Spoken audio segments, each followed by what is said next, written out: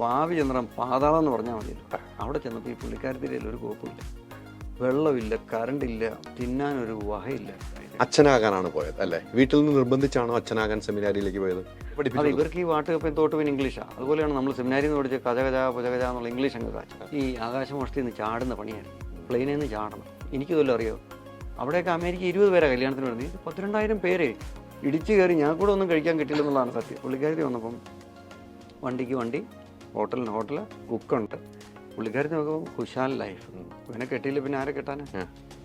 പഠിപ്പിച്ചുകൊണ്ടിരുന്ന കാലത്ത് ഒരു അബദ്ധം പറ്റി. അബദ്ധങ്ങളേ ഉള്ളല്ലോ. ബാൽ താക്കറെ കുറിച്ച് ഒരു വാക്ക് പറഞ്ഞു. എൻ്റെ ഒരു ദിവസം എന്ന് പറഞ്ഞ ഒരു സിനിമ.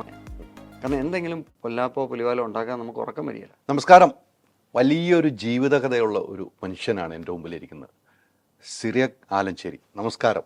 നമസ്കാരം സാർ. കേട്ടതുമല്ല കണ്ടതുമല്ല താങ്കളുടെ ജീവിതം എന്ന് മനസ്സിലാക്കിയ ഒരു വ്യക്തിയാണ് ഞാൻ. താങ്കളൊരു ആസാന മനുഷ്യനാട്ടോ. Thank you. അച്ഛനാകാൻ പോയി, സൈന്യത്തിൽ ചേർന്നു അമേരിക്കയിൽ.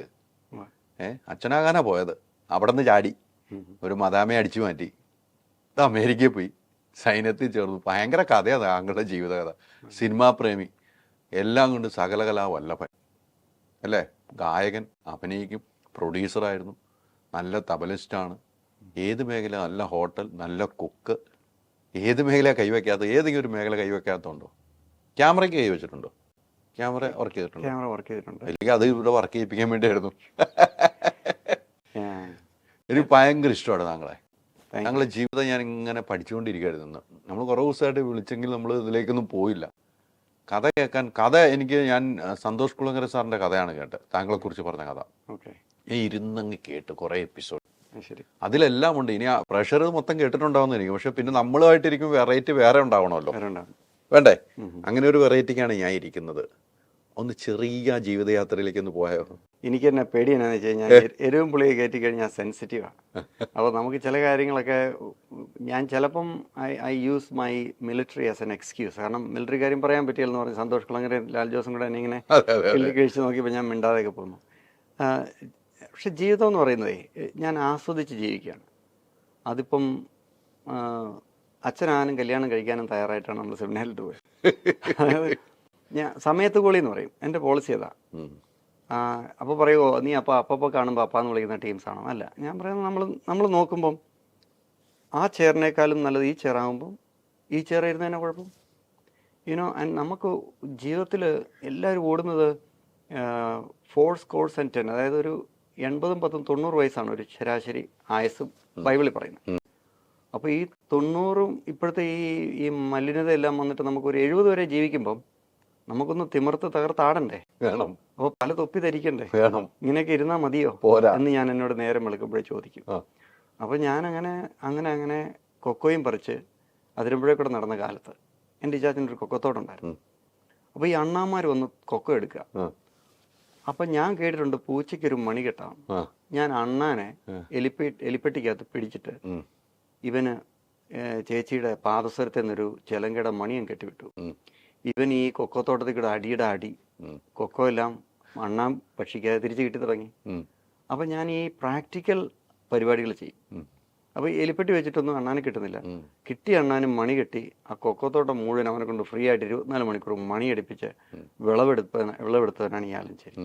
അപ്പോൾ ഇങ്ങനെ നമ്മൾ ആൾക്കാർക്ക് പണി കൊടുത്ത് പണിയെടുപ്പിച്ച് വിളവെടുക്കുന്നവനാണ്. അതാണ് എൻ്റെ തനി സ്വഭാവം. പക്ഷേ നമ്മൾ ഇച്ചിരി മെഴുക്കുപുരട്ടിയൊക്കെ പുരട്ടി ഇച്ചിരി ചിന്തേരിട്ട് സ്മൂത്താക്കി ആൾക്കാരെ പിണക്കാതെ വണ്ടി ഓടിക്കുക എന്നുള്ളതാണ്. ഗട്ടറിലൊന്നും ചാടിക്കാതെ തെന്നിച്ച് മാറി വെട്ടി മാറി. അപ്പോൾ ഞാൻ ഈ തത്സമയ ഗോളി എന്ന് പറഞ്ഞു, നമ്മൾ 7s കളിക്കുന്നെങ്കിൽ 7 പേരും ഫോർവേഡും ബാക്കും കളിക്കും. ഗോൾ അടിക്കാൻ പറ്റും, ചാടി കയറി ഗോൾ നിൽക്കുക. നമ്മൾ കുടുംബവും രക്ഷിക്കും, നമ്മുടെ ബേസും സേഫാണ്, എന്നാൽ വണ്ടി മുമ്പോട്ട് പോവുകയും ചെയ്യും. അത് ജീവിതത്തിൽ പ്രായോഗികമാക്കിയ ആളാണ് ഞാൻ. ഒത്തിരി ഗുരുത്വം, ദൈവാനുഗ്രഹം, ലക്ക് ഫാക്ടർ, ഗ്രിറ്റ് ഫാക്ടർ. അതായത് എന്തിനേയും നോ എന്ന് പറഞ്ഞാൽ അതെങ്ങനെയാണ് ശരിയാകുന്നത് ഞാൻ ചോദിക്കും. അങ്ങനെ നോ അല്ലാതെ വേറൊരു ആൻസർ ഉണ്ടല്ലോ. അപ്പോൾ പണ്ടൊക്കെ ഹിന്ദി അറിയാൻ മേലാഞ്ഞിട്ട് ഹിന്ദിയുടെ നന്മറിഞ്ഞു പറയും എഴുതി പരീക്ഷ ജയിച്ചവനാണ് ഞാൻ. കാരണം ഹിന്ദി അറിയാൻ മേല. വടക്കേന്ത്യയിൽ പോയി ബൈബിൾ പ്രസംഗിക്കാൻ വേണ്ടി എന്നെ ഇവിടുന്ന് വിട്ടത്. അപ്പോൾ ഈ കർത്താവിൻ്റെ മുന്തിരിത്തോട്ടത്തിൽ വേല ചെയ്യണമെങ്കിൽ ഭാഷ അറിയണം. എനിക്ക് ഇന്ത്യയിൽ ഗ്രേസ് മാർക്ക് കിട്ടി SLC പാസ്സായ ആളെ ഞാൻ എങ്ങനെ അവിടെ പോയി സുവിശേഷം പ്രസംഗിക്കും? ആ അറിയാൻ മേലാത്ത ഭാഷയിൽ ഡിബേറ്റ് ചെയ്ത് നാഗ്പൂർ ഡിബേറ്റിൽ ഫസ്റ്റ് അടിച്ചവനാണ് ഞാൻ. 100 മീറ്റർ ഓട്ടത്തിൽ ഞാൻ നോക്കിയിട്ട് എന്നെ സ്കൂളിൽ 100 മീറ്റർ എടുക്കുകയില്ലായിരുന്നു. നാഗ്പൂർ യൂണിവേഴ്സിറ്റിക്ക് വേണ്ടി ഓടി ഫസ്റ്റ് അടിച്ചവനാണ് ഞാൻ. അപ്പോൾ അങ്ങനെ പലരും നോ അല്ലെങ്കിൽ ഇവനെ കൊണ്ട് നടക്കുകയെന്ന് പറയുമ്പം അത് സാധിച്ചെടുത്തവനാണ്. അപ്പോൾ എനിക്ക് ഇന്നത്തെ ഇവിടുത്തെ പിള്ളേരൊക്കെ ഇപ്പോൾ കഴിഞ്ഞ ദിവസം ഞാനൊരു ഓഡീഷൻ ഇരിക്കുകയായിരുന്നു. ഇപ്പോൾ എൻ്റെ പണി ഓഡീഷന് പോക്കാണല്ലോ. അതെ.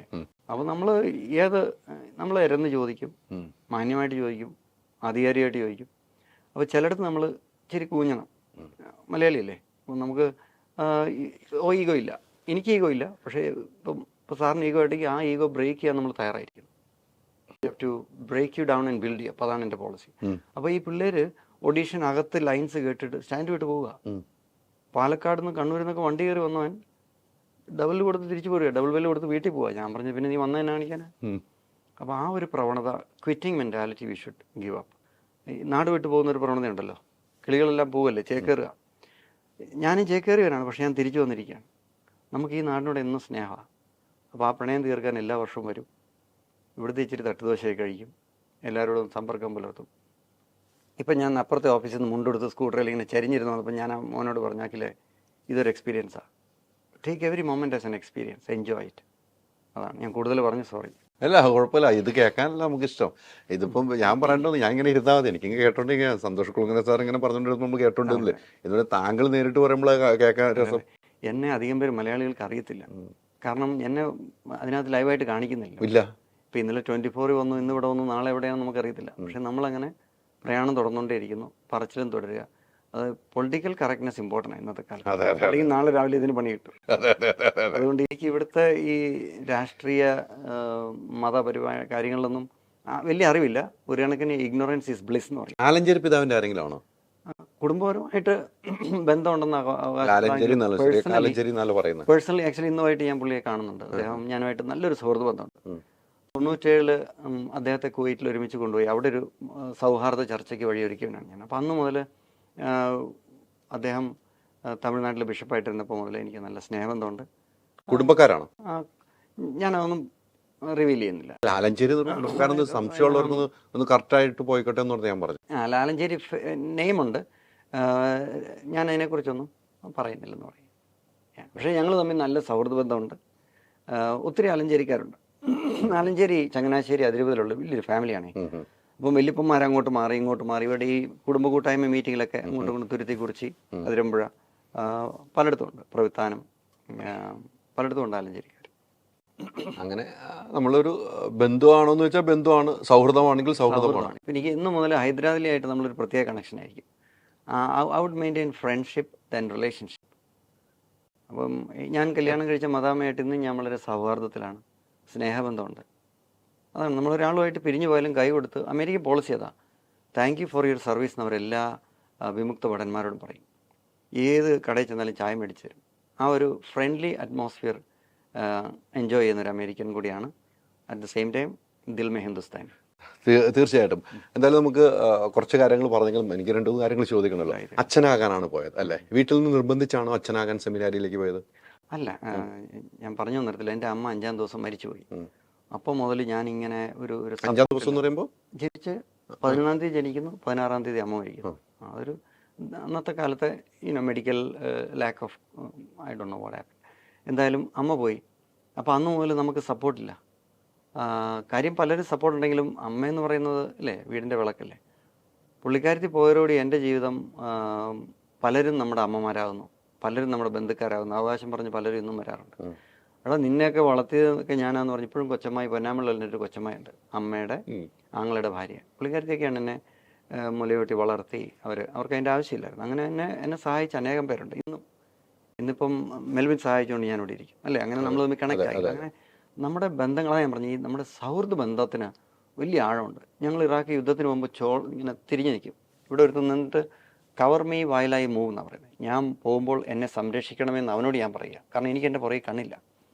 ജീവിതത്തിൽ അങ്ങനെ യാത്രയിൽ നമ്മൾ പരസഹായം കൂടി മറ്റുള്ളവരുടെ കൈകൾ പിടിച്ചാണല്ലോ പടവുകൾ കയറുന്നത്. അതിപ്പം മലകയറ്റക്കാരാണേലും അഗാധ സമുദ്രത്തിൽ നീന്തുന്നവനാണെങ്കിലും നമുക്ക് എപ്പോഴും ഒരു താങ്ങുള്ളത് നല്ലതാണ്. അതാണ് ബാറ്റിൽ ബഡി സിസ്റ്റം, യുദ്ധത്തിൽ പോകുന്നൊരു കൂട്ടാളി. അപ്പോൾ അമ്മ പോയതോടുകൂടി ഞാൻ ഗ്രാമത്തെയും ബന്ധുക്കാരെയും സ്നേഹിതരെയൊക്കെ കൂട്ടാളികളാക്കി പോയെങ്കിലും 10 കഴിഞ്ഞപ്പോൾ ഞാൻ ഓർത്തു അതിരമ്പുഴയൊന്നും ശരിയായില്ല, ഞാൻ അതിരമ്പുഴ നിൽക്കേണ്ട ആളല്ല എന്ന് ഞാനങ്ങ് തീരുമാനിച്ചു. 10ാം ക്ലാസ് കഴിഞ്ഞപ്പോഴോ? 10ാം ക്ലാസ്. അപ്പോൾ സെമിനാരി പോകണമെങ്കിൽ ഈ മണ്ണുത്തിയിലൊക്കെ 7ാം ക്ലാസ് കഴിഞ്ഞാൽ ചെന്നെടുക്കും, മൈനർ സെമിനാരി പോലെ ആസ്പിരൻ്റ് ആയിട്ട്. ഞാൻ 10 കഴിഞ്ഞപ്പം ഞാൻ അന്നത്തെ ദ വീക്കിൽ കണ്ട ഏർക്കാട് ഒരു ഫീച്ചർ കണ്ടു. അങ്ങനെയാണ് ഈ സലേഷ്യൻ സഭയെക്കുറിച്ച് അറിഞ്ഞതും. ഞാൻ 15 വയസ്സുള്ളൊരു പോസ്റ്റ് കാർഡിൽ മണ്ണുത്തിക്ക് എഴുതി. അവിടുന്ന് വൊക്കേഷൻ പ്രൊമോട്ടർ നമ്മളെ വിളിക്കുന്നു. നമ്മൾ അവിടെ ഒരു ക്യാമ്പിന് ചെല്ലുന്നു. അവിടുന്ന് നേരെ ടിക്കറ്റ് കിട്ടുന്നത് കൽക്കട്ട, മദർ തെരേസയൊക്കെ ജോലി ചെയ്യുന്നത് Calcutta.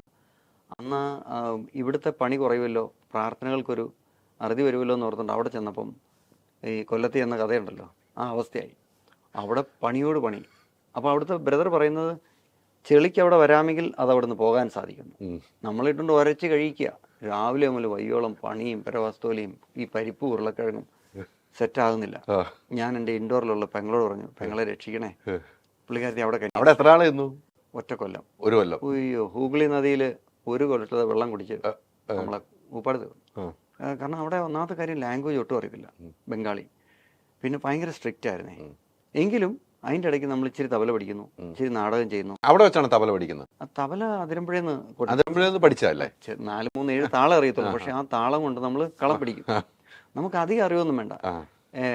Little knowledge of something and a whole knowledge of one thing. അതാണ് ഇപ്പം താങ്കൾ ഇതിൽ അഗ്രഗണ്യനാണ്, അതുകൊണ്ട് ഞാനിവിടെ ഇരിക്കുന്നത് അല്ലേ. So you know more about journalism, how to interview people. ആ ഒരു കഴിവുണ്ട്. പക്ഷേ താങ്കൾക്ക് മറ്റ് സ്പോർട്സിനെ കുറിച്ച് അറിയാമായിരിക്കും. എന്ന് പറഞ്ഞാൽ നമുക്ക് എല്ലാ കാര്യങ്ങളെക്കുറിച്ച് കുറച്ച് അറിവും അതൊക്കെ വെച്ചിട്ടാണ് നമ്മൾ തബലയായിട്ട് പോയി. തബല അങ്ങനെ ഗുണം ചെയ്തു. സെമിനാരി നമ്മൾ എന്നും രാവിലെ പാട്ട് പാടുമല്ലോ, അപ്പോൾ അക്കമ്പനിമെൻറ്റിന് ആൾ വേണം. അപ്പോൾ അങ്ങനെ കൂടി അപ്പോൾ എന്നും നമുക്ക് ഫ്രീ പ്രാക്ടീസാണ്.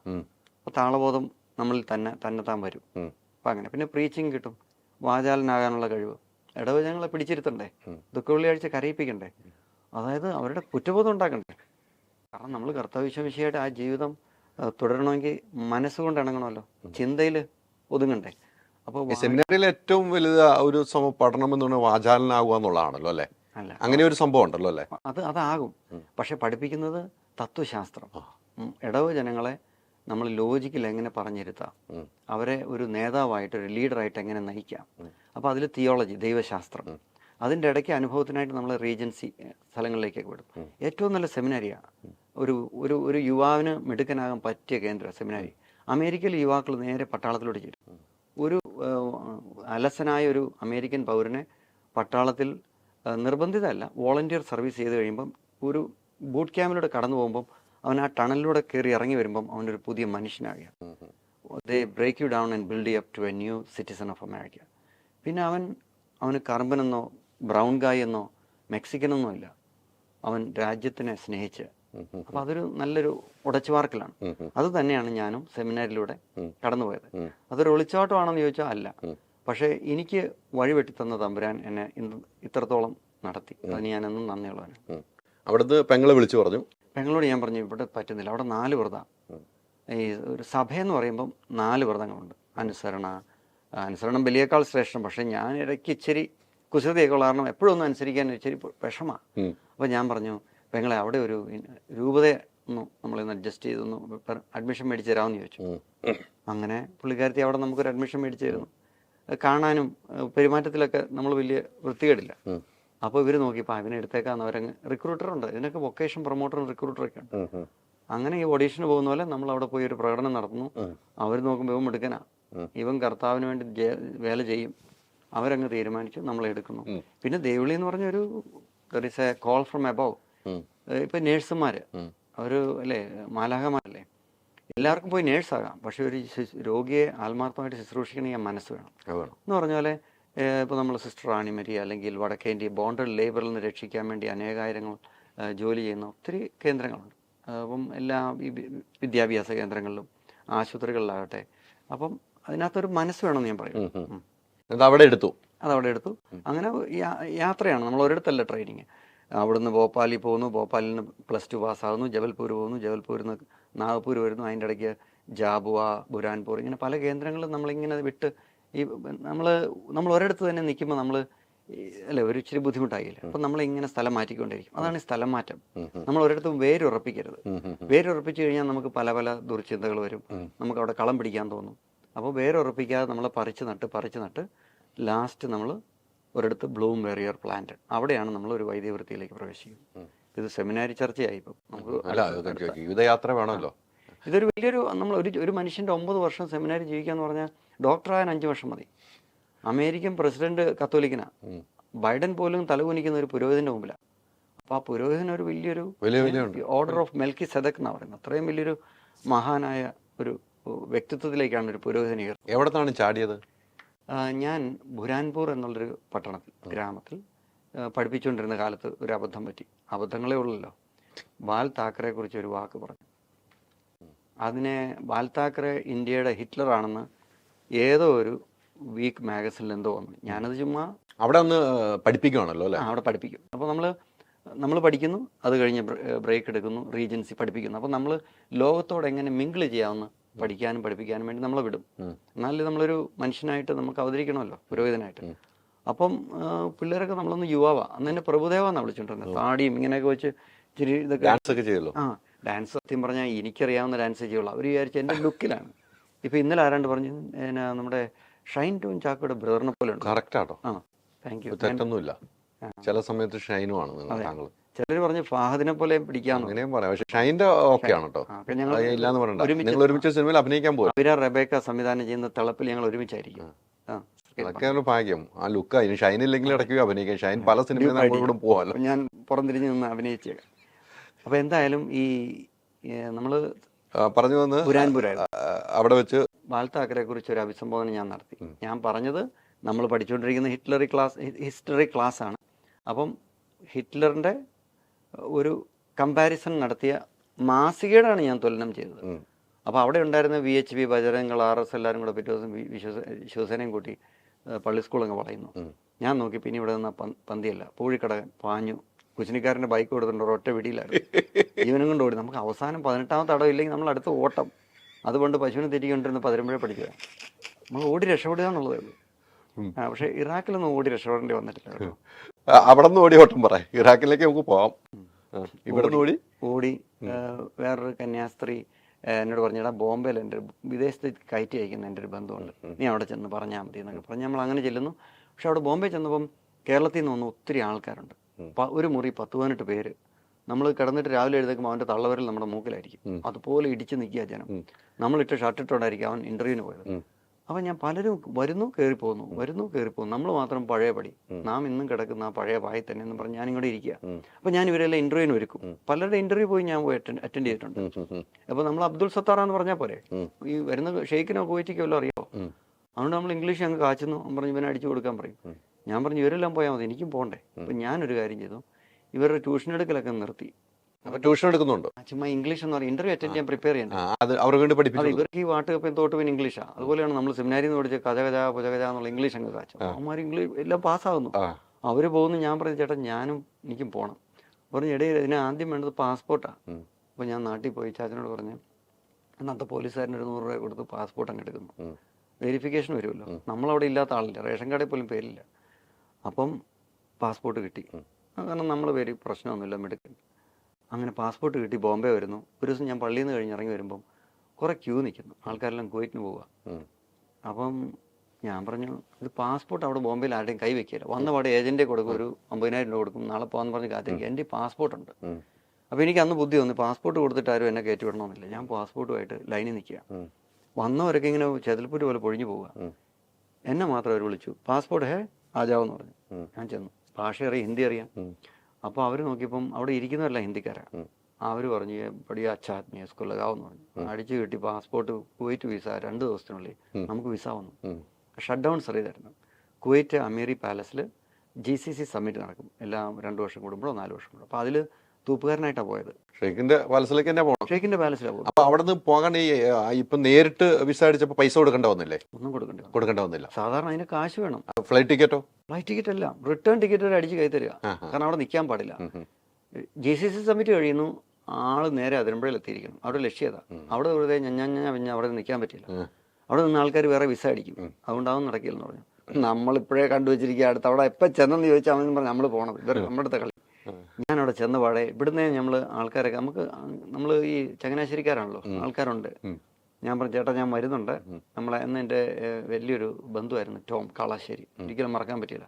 പുള്ളി എന്നെ അപ്പോൾ എനിക്ക് നൈറ്റാണ് പണി, ഈ മോപ്പിങ് ബഫിങ്, അത് ഫ്ലോർ നമ്മൾ പോളിഷ് ചെയ്യണം. ഷെയ്ഖിൻ്റെ പാലസ് അല്ലേ, വെട്ടിത്തിളങ്ങണം. നമ്മുടെ പിന്നെ കൊമ്മോട് കക്കൂസ് എന്നൊക്കെ പറഞ്ഞാൽ വെള്ളിക്കിണ്ണം സ്വർണ്ണ തളികയിലൊക്കെയാണ് അവരുടെ പരിപാടിക്ക്.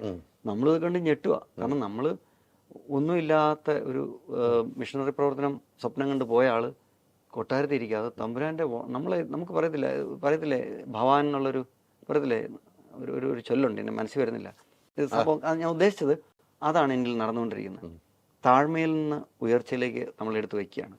അപ്പോൾ അതിൻ്റെ ഇടയ്ക്ക് ഷെയ്ഖുമാർ വരുന്നു, നമ്മൾ അസ്സലാമു അലൈക്കും ആ പിച്ചിലും ആ ആക്സനിലും ഒക്കെ അടിക്കുന്നു. അപ്പോൾ ഇവിടെ അപ്പോൾ എല്ലാവരും നമ്മൾ ഇമ്പ്രസ്ഡ് ആകുന്നു, നമ്മളെക്കുറിച്ചൊരു നല്ല അപ്രീസിയേഷൻ സർട്ടിഫിക്കറ്റ് കിട്ടുന്നു. അപ്പോൾ അതിൻ്റെ ഇടയ്ക്ക് ഞാൻ രാത്രി ജോലി ചെയ്യും, പകൽ മുഴുവൻ പോയി ഇൻ്റർവ്യൂ ചെയ്യും. അങ്ങനെ സഫീർ ഇൻ്റർനാഷണൽ ഹോട്ടലിൽ ജോലി കിട്ടുന്നു. അപ്പോൾ അവിടെ നിന്ന് പകൽ പോകാം, പുറത്ത് പോകാം, ഇൻ്റർവ്യൂവിന് പോകാം. അപ്പോൾ നമുക്ക് ആ വണ്ടിയായിട്ട് ആളുണ്ട്, ആലഞ്ചേരി കുടുംബമല്ലേ, വലിയ ടീംസാണ്, അപ്പം പാർട്ടീസൊക്കെയാണ്.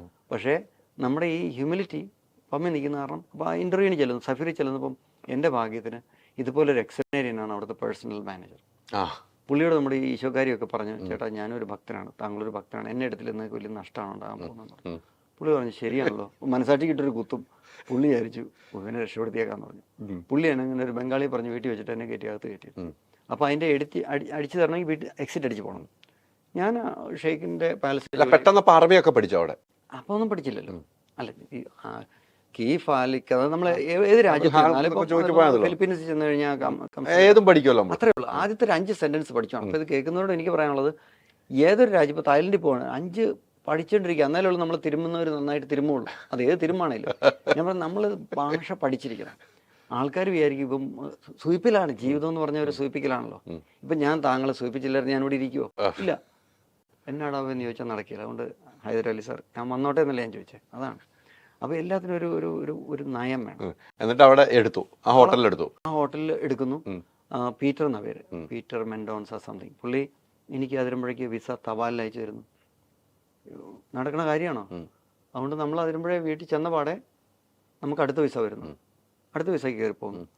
അവിടെ ചെന്നപ്പോഴാണ് ഒരു സന്തോഷ് കളങ്കർ വളരെ വ്യക്തമായിട്ട് പറയുന്നത്, എനിക്ക് കാഴ്ചകൾ കാണുന്ന ഇഷ്ടമാണ്. അപ്പോൾ എനിക്ക് കിട്ടിയത് കബാനസ സ്വിമ്മിംഗ് പൂളൊക്കെ നമ്മൾ ജന്മത്തിൽ കണ്ടിട്ടില്ല.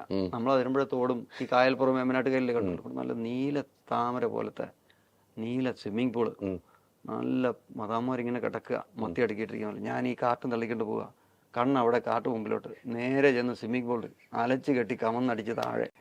നീന്തും അറിയത്തില്ല. മതാമാർ നോക്കും, ഒരുത്തം മുങ്ങാൻകുഴിയിട്ട് കളിക്കുക. അവരെടുത്ത് പൊക്കിക്കൊണ്ടിട്ട് മറ്റേ ആർട്ടിഫിഷ്യൽ ബ്രീതിങ് അന്ന് രക്ഷപ്പെട്ടു. അതൊരു 1.5 വീഴ്ചയായിരുന്നു. പണി പോയി കിട്ടി. അവർക്ക് മനസ്സിലായി.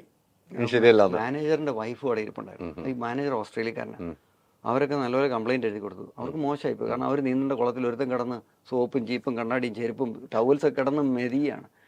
അതോടുകൂടി അവിടെ നിന്ന് പോയി തീരുമാനമായി. പീറ്റർ പറഞ്ഞു എനിക്കൊന്നും ചെയ്യാൻ പറ്റില്ല, I would love to help you, പക്ഷേ ഐ എം സോറി എന്ന് പറഞ്ഞ് പുള്ളിയും കൈ കഴുകി. അപ്പോൾ അവർ പറഞ്ഞു നിൻ്റെ വിസ 1 വർഷത്തേനുണ്ട്, നീ പതുക്കെ ഇത് പറഞ്ഞ് ഏതെങ്കിലും ആലഞ്ചേരിക്കാരനെ ഒക്കെ പിടിച്ച് നീ പതുക്കെ പണി തപ്പി തുടങ്ങോളാൻ പറഞ്ഞു. ഞാൻ നിൻ്റെ വിസ ക്യാൻസൽ ആക്കുന്നില്ലെന്ന് അങ്ങനെ ഒരു ഗുണം പുള്ളി ചെയ്തു. ഇത് വൈദ്യൻ കൽപ്പിച്ചതും രോഗി ഇച്ഛിച്ചതും കിട്ടി. എനിക്കാണെങ്കിൽ അവിടെ ഈ 70 കേടിക്ക് എന്നാ പണിയാനാ? അല്ല 30 കേടിയുള്ളായിരുന്നു. 30 കേടി എന്ന് പറഞ്ഞാൽ ഒന്നുമില്ല. ഇവിടുത്തെ വീട് തുറക്കുന്നവന് കിട്ടും, വീട് തുറക്കുന്നവർ കുറച്ചിലായിട്ടല്ല. അപ്പം ഞാൻ പറഞ്ഞു ടോമേ എന്നെ ഒരു 5 സ്റ്റാർ ലെവൽ ഹോട്ടലിലൊന്ന് കൊണ്ട് എത്തിക്കാമെന്ന് ചോദിച്ചു. അങ്ങനെ കുറേ സ്ഥലത്തൊക്കെ ജോലി ചെയ്യുന്നുണ്ട് പാർട്ട് ടൈം, ഒന്നും ശമ്പളമൊന്നും തയ്യില്ല. കാരണം അവർക്കറിയാം ഇവനെ കൊടുത്തില്ലെങ്കിലും കുഴപ്പമില്ലെന്ന്, വേറെ തന്നെ സ്പോൺസറല്ലേ. അങ്ങനെ റീജൻസി ഇതെല്ലാം പറഞ്ഞു പോകണോ ഇന്നെങ്കിലും കേട്ടോ, ഹയാത്ത് റീജൻസി അവിടെ. അപ്പോൾ എനിക്ക് ഇംഗ്ലീഷ് അറിയാമെന്ന് ഞാൻ അവിടെ ഒരു ലെബനീസ് ക്രിസ്ത്യനായിരുന്നു, അമേരിക്കൻ പാസ്പോർട്ടുള്ള. ഞാൻ എപ്പോഴും ആൾക്കാരുടെ വീക്ക്നെസ് നോക്കും. അപ്പോൾ ഇവിടെ ഇപ്പം നോക്കേണ്ട കാര്യമല്ല, അതുകൊണ്ടാണ് ഇത് നമ്മൾ ഗ്യാരണ്ടീഡ് സ്പോട്ടായാണ് ഇവിടെ കയറിയിരിക്കുന്നത്. അഹമ്മദ് ബഹൽവാൻ എന്നാണ് പേര്, ലെബനീസ് ക്രിസ്ത്യൻ. ഞാൻ അദ്ദേഹത്തോട് വചനമൊക്കെ പ്രസംഗിക്കുന്നു, മലയിലെ പ്രസംഗത്തെക്കുറിച്ചൊക്കെ പറയുന്നു. പുള്ളിക്ക് ഇഷ്ടപ്പെട്ട ഒരു ഇതാണ് മലയിലെ പ്രസംഗം, അതൊക്കെ പറയുന്നു. പുള്ളി അമേരിക്കൻ സിറ്റിസണാണ്. എൻ്റെ ഇംഗ്ലീഷ് അത്യാവശ്യം കൊള്ളാം. അപ്പം അങ്ങനെ ഈ അവരുടെ പരസ്യം എഴുതാനും ഒക്കെ ആയിട്ട് ഒരാളെ വേണമായിരുന്നു. അപ്പം അങ്ങനെ അഡ്വർടൈസിങ് പ്രൊമോഷൻ എക്സിക്യൂട്ടീവായിട്ട് കക്കൂസ് കഴുകിക്കൊണ്ടിരുന്നവൻ പെട്ടെന്ന് ടൈം കെട്ടി കോട്ടിട്ട് കുട്ടപ്പനാകുന്നു. അപ്പോൾ അങ്ങനെ പെട്ടെന്ന് ജോലി മാറുന്നു, ലെവൽ മാറി. പിന്നെ നമ്മൾ എക്സിക്യൂട്ടീവ് ഡൈനിങ് സെൻറ്ററിലൊക്കെ നമുക്ക് കാറായി, വണ്ടിയായി, നമുക്ക് ലൈസൻസായി, ലെവൽ മാറി. അപ്പോൾ അവിടെ വലിയ ബാങ്കറ്റിൽ വലിയ ഷെയ്ക്കുമാരൊക്കെ വരും. നമ്മളെപ്പോഴും ഇവിടുന്ന് മുമ്പോട്ട് എങ്ങനെയാണെന്ന് പറഞ്ഞാൽ നമ്മൾ ചാടി അടുത്ത പടി ചാടാൻ നോക്കി നിൽക്കുക. അപ്പോൾ ഞാൻ ഇങ്ങനെ ചൂണ്ടയിട്ടുകൊണ്ടിരുന്നപ്പോൾ ഒരു ഷെയ്ക്ക് അവിടെ വന്നപ്പോൾ അയാൾ പറഞ്ഞു, എന്ത് ഫറബി കൊഞ്ചം കൊഞ്ചം അറിയാം, ശുവേ. പുള്ളി പറഞ്ഞൊരു കാര്യം ചെയ്യും, എനിക്കൊരു കെട്ടിടമുണ്ട്, നീ അതിനെ കൺവേർട്ട് ചെയ്തൊരു ഹോട്ടലാക്കി തരാൻ പറ്റും. അങ്ങനെയാണ് മിറാജ് ഹോട്ടലിലേക്ക് എൻ്റെ പാലായനം. കുവൈറ്റിലുള്ളൊരു വെറുതെ ഒരു കെട്ടിട. ഞാൻ അവിടെ ചെന്ന് പുള്ളിയോട് പറഞ്ഞു, ചേട്ടാ നമുക്ക് സാറേ നമുക്ക് ബ്രേക്ക്ഫാസ്റ്റ് കൊടുക്കണം, നമുക്ക് അത് ചെയ്യണം, ഫ്ലയർ അടിക്കണം, ഫോട്ടോ എടുക്കണം, വീഡിയോ എടുക്കണം. എവിടെ അന്ന് ഇൻ്റർനെറ്റ് ഒന്നും വന്നിട്ടില്ല, 1999 കഥയല്ലേ. അപ്പോൾ അങ്ങനെ പുള്ളിയെ ഞങ്ങൾ പ്രസാദിപ്പിച്ച് പുള്ളിയുടെ ഹോട്ടലിൽ ചാവി മേടിച്ച് പുള്ളിയുടെ ഫ്രണ്ടിൽ കിടക്കുന്ന റോൾസ് റോയ്സിൻ്റെയും എല്ലാ അധികാരം നമ്മളങ്ങ് ഏറ്റെടുക്കുന്നു. അങ്ങനെ അവിടെ കയറിയിരുന്നപ്പം ഓരോരുത്തരോടും ചോദിക്കും, നമുക്കിനി അടുത്ത പടവ്. അപ്പോൾ അവിടെ ഈ IT കമ്പനിയിലൊരു പയ്യൻ, പുള്ളി സജി എന്ന് പറഞ്ഞു, പുള്ളി ഇന്ന് അമേരിക്കയിലുണ്ട്. പുള്ളിയാണ് എങ്ങനെ നമുക്ക് ഈ ചാറ്റ് ചെയ്ത് ആൾക്കാരെ പെൻ ഫ്രണ്ട്സ് ആക്കാം. പണ്ട് എഴുത്ത് പെൻ ഫ്രണ്ട്സ്, അപ്പോൾ ഇൻ്റർനെറ്റ് ഫ്രണ്ട്സ് എങ്ങനെ ഉണ്ടാക്കാമെന്നൊക്കെ പഠിപ്പിക്കുന്നു. പല കാര്യങ്ങൾ പലരും പഠിപ്പിക്കുന്നുണ്ട്. അതിൽ നമുക്ക് മേന്മയേറിയത് ഞാൻ ഈ പറയുന്നത് എന്തെല്ലാം എൻ്റെ ഒരു ദിവസം എന്ന് പറഞ്ഞ ഒരു സിനിമയാണ്. കാരണം എന്തെങ്കിലും പൊല്ലാപ്പോ പുലിവാലോ ഉണ്ടാക്കാൻ നമുക്ക് ഉറക്കം വരിക. അത് കൊച്ചിലെയുള്ള കുസൃതിയാണ്, പറഞ്ഞിട്ട് കാര്യമില്ല. അപ്പോൾ അങ്ങനെ ഈ പുള്ളി എന്നെ ചാറ്റ് പഠിപ്പിക്കുന്നു. നമ്മൾ ഒരു 3 മദാമ്മമാരെ എറിഞ്ഞിട്ട് വീഴ്ത്തുന്നു. അതിൽ ഒരാൾക്ക് ഇന്ത്യൻ സ്നേഹം, കറി ഇഷ്ടമാണ്, താജ്മഹൽ ഇഷ്ടമാണ്, ഇന്ത്യൻ യോഗ ഇഷ്ടമാണ്. അപ്പോൾ നമ്മൾ ഇതിനെക്കുറിച്ചൊക്കെ പറഞ്ഞ് പുള്ളിക്കാരത്തിക്ക് കാമസൂത്ര ഇഷ്ടമാണെന്ന് പറഞ്ഞു. എനിക്കാണ് എന്നതാണെന്നും കൂടെ അറിയത്തില്ല കാമസൂത്ര. അപ്പോൾ ഒരു ബുക്കാന്ന് പറയുന്നു. അപ്പോൾ ഞാൻ പറഞ്ഞു, ഓക്കെ ഞാനും അത് പഠിക്കാം, എന്നിട്ട് നമുക്ക് യാത്ര ചെയ്യാം. അപ്പോൾ എൻ്റെ വിചാരം ഇതേതാണ്ട് ബുക്കാണെന്ന്. അപ്പോൾ പുള്ളിക്കാരത്തി പറഞ്ഞു, എന്നാ വേണമെങ്കിലും ഇങ്ങനെ വന്നാൽ മതി എന്ന് പറഞ്ഞു, എല്ലാം ശരിയാക്കി തരാം. പുള്ളി കേട്ട പാടെ കേൾക്കാത്ത പാടെ വണ്ടി കയറി കുവൈറ്റിലേക്ക് വരുന്നു. ഞാൻ ഇങ്ങോട്ട് പോകുന്നു വരിക. അപ്പോൾ എന്ന് പറഞ്ഞാൽ ഒരു 3 മാസത്തെ ചാറ്റിങ്ങാണ് ഞാൻ 3 മിനിറ്റ് കൊണ്ട് പറഞ്ഞു.